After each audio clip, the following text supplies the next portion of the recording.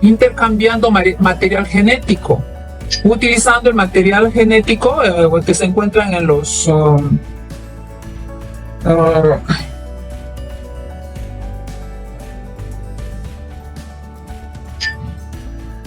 ver, déjame ver aquí antes de que se nos confunda. Utilizando el material genético que se encuentran en los plásmidos, ¿no? En los plásmidos, que ya lo habíamos tocado con anterioridad. Habíamos mencionado de que no solamente tiene el gen, sino tiene también estructuras denominadas plásmidos, lo cual le permite también a la célula tener características diferentes por el material genético que hay entre ellas, ¿no? No solamente dentro de la misma especie, sino también entre diferentes especies.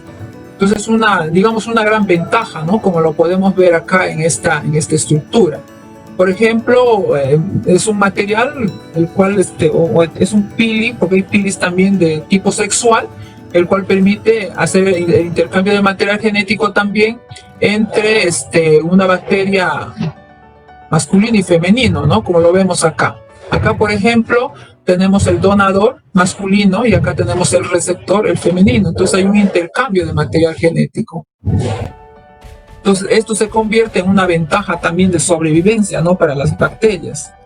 Y yo también le confiero la capacidad de generar también mutación, ¿no? O sea, un nuevo cambio, un cambio distinto. De tal manera que esto le permite su sobrevivencia. Por un lado, el intercambio de material genético sexual, ¿no? Para perpetuar su especie.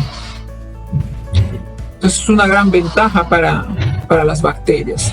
Entonces tenemos el pili sexual, en este caso son largos, entre 2 a 3 por célula, y se comportan como adhesinas, ¿no? Entonces una célula se pega a otra. Entonces es un intercambio de material genético entre bacterias conjugadas.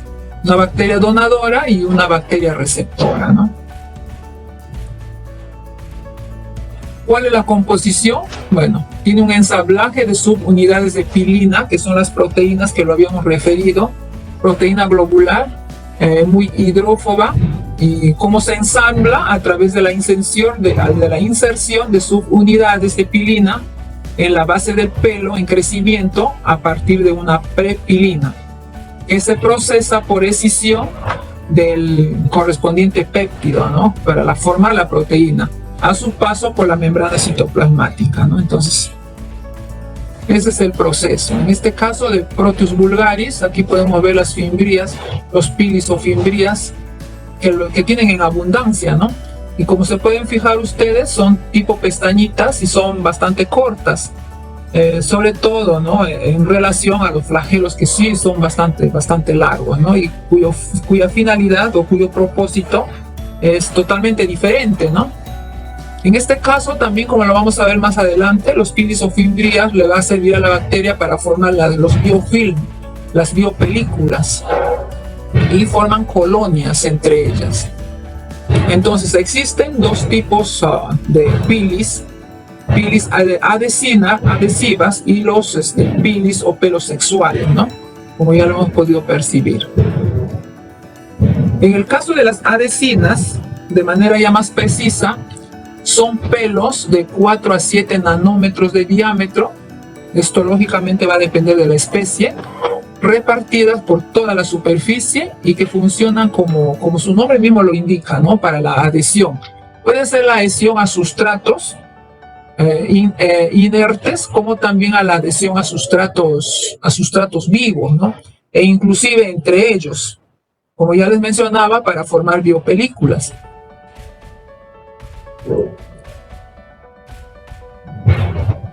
Por ejemplo, pueden formar microcolonias y velos que se forman a partir de precisamente acúmulos de la bacteria, ¿no? Por esta propiedad o esta estructura que ellos poseen. Pueden estar inclusive lo que nosotros llamamos el sarro dental, ¿no? Precisamente por la presencia de este tipo de bacterias que poseen estos pilis o fibrillas adhesivas. En el caso de las bacterias patógenas, esta capacidad tiene que ver también con la virulencia y la invasividad de tejidos. Bueno, como ya les mencionaba, la placa dental, ¿no? En el caso nuestro y de otros animales también, ¿no?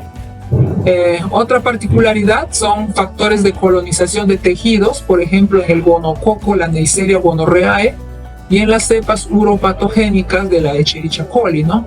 Que forman colonias, o sea, se van juntando unas tras otras y formando grupos. Decir colonias es formar grupos de bacterias.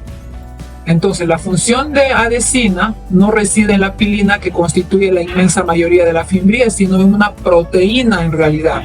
Es una proteína especial de la punta de los pelos, ¿no? O sea, la unión de la punta de los pelos hace que ellos, cuando se van sumando uno a uno, vayan formando grupos, ¿no? Colonias, o vayan formando también biofilms, ¿no? O biopelículas sobre la superficie, ¿no? E inclusive sobre la superficie de las aguas, no solo sobre la superficie de estructuras inertes o vivas, sino también sobre la superficie de las aguas.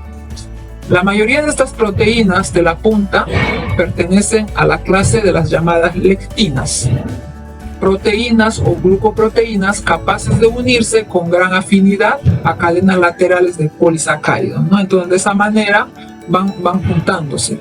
Están presentes en las membranas citoplasmáticas de las células del hospedador, a las cuales se van a adherir, ¿no? Se van a sumar. Entonces tienen un fin, tienen un propósito. La presencia del pili o de las fimbrías tiene un propósito. Entonces, ¿cuáles serían sus propósitos? Uno, con fines de adherirse, ¿no? a las superficies, bien sean vivas o inertes. Otro que es el intercambio, ¿no? Intercambio de material genético, perpetuación de especie, bueno, o sea, de tipo sexual, ¿no? Entonces, en el caso de los pelos sexuales de los pilis o fimbrías, son más largos, más gruesos, unos 10 nanómetros de diámetro, ¿no? que las adhesidas. Aparecen en un menor número, pueden ser entre 1 a 10 por célula, y su función es la de permitir, pues, los contactos iniciales en la conjugación para hacer un intercambio de material genético, ¿no? Sus genes son de localización plasmídica, o sea, comparten el material genético de los plásmidos, que ya lo vimos en los momentos que se encuentran en el interior de la célula, ¿no? Que son material genético adicional, extracromosómico. Entonces, a partir de este material bien va el intercambio genético. Entonces, en el caso de las bacterias, no solamente encontramos, pues, los pilis o los flagelos, hay otras estructuras que lógicamente no están en todas, ¿no? Y unas las poseen y otras no.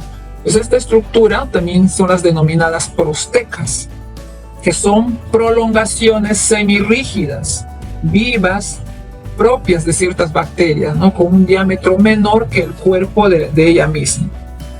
O sea que son apéndices del cuerpo celular rodeados por membranas y paredes celulares.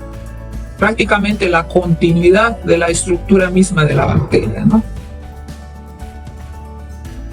Otra estructura son los famosos tallos o pedúnculos. Son filamentosos no vivos, terminados en botones de anclaje, producidos por secreción continua de material polisacarídico en una zona concreta de la superficie bacteriana, o sea, en una zona especial de la bacteria. Pero, como vuelvo a repetir, no todas las bacterias lo poseen, unas sí y otras no. Función. ¿Cuál es su función?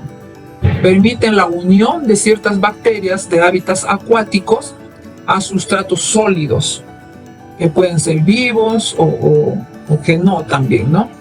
Lo importante acá es que les permite mantenerse, al adherirse a esta superficie, les permite mantenerse, pues, en las superficies o también en las profundidades, ¿no? Dependiendo en dónde esté este material, en dónde se hayan adherido. Estas estructuras exopolisacarídicas o estructuras superficiales, como es el caso de la cápsula, también hay muchas bacterias que lo poseen, pero otras no. Es una cubierta de naturaleza polisacarídica que rodea a la bacteria y que son sintetizados por la membrana celular. Atraviesan la pared celular y se